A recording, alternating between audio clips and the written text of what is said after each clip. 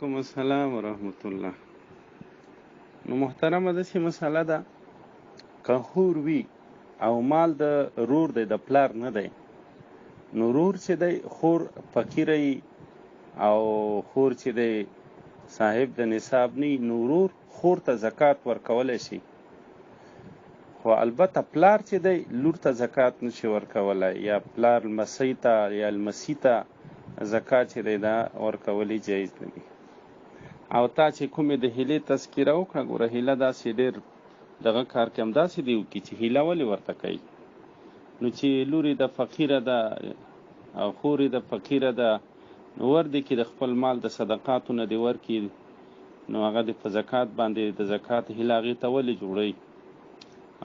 نو دې وجې نه څومره سړی صدقه کوي دا خوف په ویره دې نه کوي. حدیث پاک کې راځي، نبی علیه السلام فرمایي حلفان قسم کوي، نبی علیه السلام فرمایي چې د چا مال به د صدقې د وجې نه هغه کم نشي، الله به نور ورته زیاتوي. حلفان نبی علیه السلام قسم کوي په دې باندې چې د صدقې د وجې نه هیڅ کله به هم د چا مال چې دی کمیږي نه. نو محترمه مال به نور هم زیاتېږي.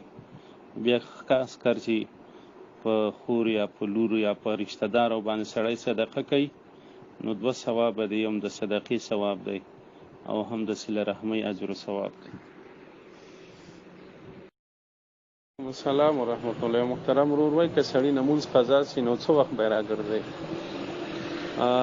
نو محترمه داسې مسله ده چې دا قضا مونځ چې ته راګرځئ صرف د فرض و قضایي به راګرځئ، او د ماښام مونځ که ماسخوتن مونځ که درنه قضا سي نو 3 رکعته وتر واجب و قضا به راګرځئ.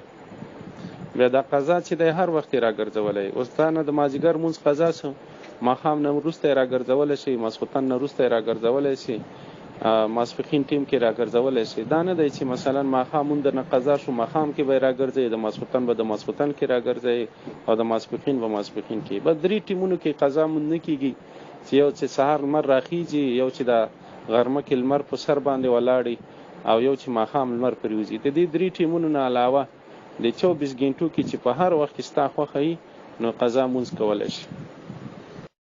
السلام ورحمت الله. محترمه تا ته چې معلومي چې دا سړی د سود کاروبار کوي او د هغه مدني چې دا د سودو ده، نو هغه سره به د معاملاتو نه ځان ساتئ، د هغه د خوراک نه به هم ځان ساتئ، او هغه ته به هغه خپلې پیسې هم نه ورکوي چې هغه بیا په سود کې د استعمالوي یا په یو ناجایز ځای کې د استعمالوي.